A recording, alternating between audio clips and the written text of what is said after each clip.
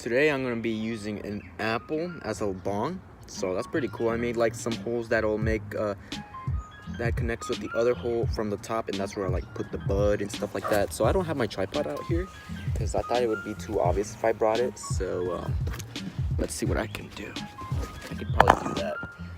That's what's up. All right, so we reflect upon those who we have lost. Don't fret, my friends. We lose friends and then we gain some new ones. And I say that because there was an incident today at school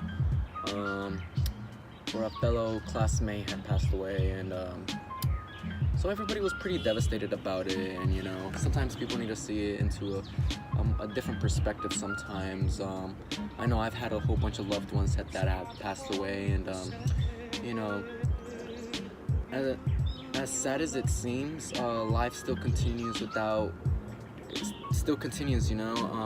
know, even if you have a loved one that, you know, passed away, life is still going to continue. You know, life is not going to stop because of that one person. You got to see it in a different perspective sometimes. And I'm not trying to be mean about it or anything, but if you stay and, you know, be in denial that the person had passed away, that's actually very unhealthy for you anyway. So shit.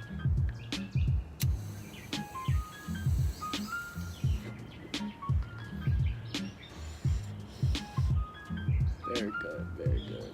Making a little snack before a workout. I got this little thing called Beyond Meat, and it's like plant-based burgers, like burger patties, and it's 20 grams of protein. I should try this shit. It's pretty good. But I think this is pretty good.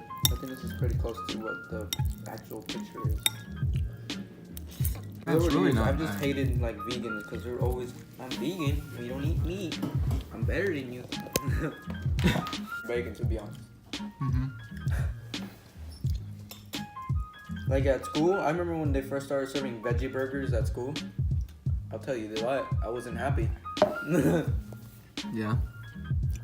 But they tasted like it. I just wasn't happy because they didn't give me the same satisfaction of being a fat fuck.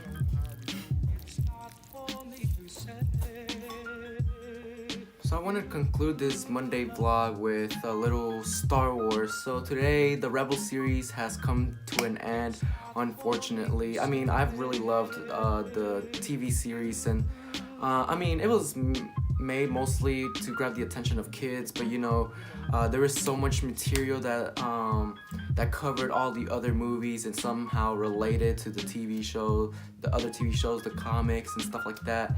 And there was a lot, like I'm telling you, there was a lot. So the two episodes were released today, 8:30, and then it was all over by 10.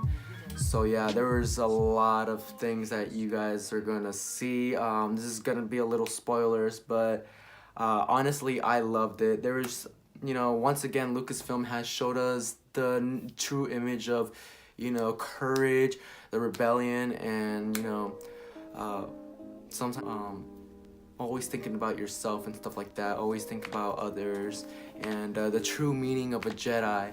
You know, 2 weeks ago, Lucasfilm decided to kill off Kanan, and now, unfortunately, you know, you guys know how Jedis are. You know, at the end, Ezra did give up his life in order to make sure he actually defeated Thrawn this time. And it's kind of funny how Thrawn's death happened, because from what we saw from the other season, 2 seasons ago, that the Bandu had said that he predicted his death by getting killed by a cold hand. And I imagine it was because he had been captured by rebels and they all wanted to kill him, but they couldn't because, you know, it's not justice and whatnot. But it's very interesting how that worked.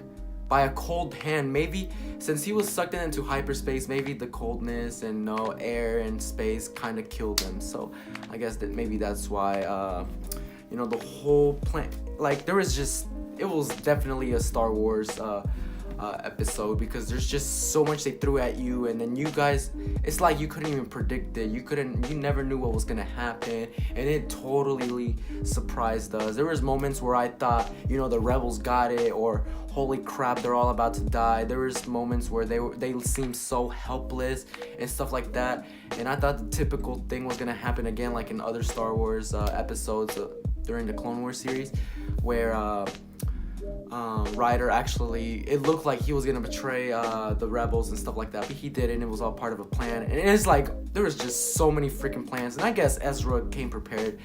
I'm thinking that maybe when he went into that other dimension where time cannot be influenced, cannot influence it and stuff like that. You know, that universe that he went to where he can look through the past and the future and stuff like that.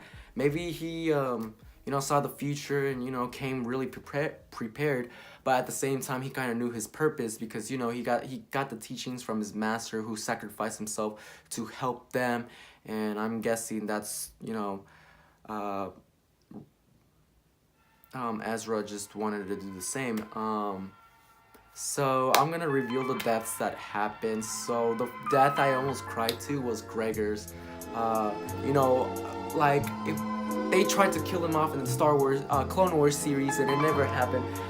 When I saw him again in the Rebels, I was hyped. I was like, holy crap! Like we just saw this man get killed and by a whole bunch of freaking droids at that Redonium factory. In the episode of the D Squad series, and so yeah, I thought that little piggy that was with Honda was gonna die off too, but no, it was just a false alarm, and we see again the villains getting taken out once again, like always. So Governor Price was taken out as well, almost at the end.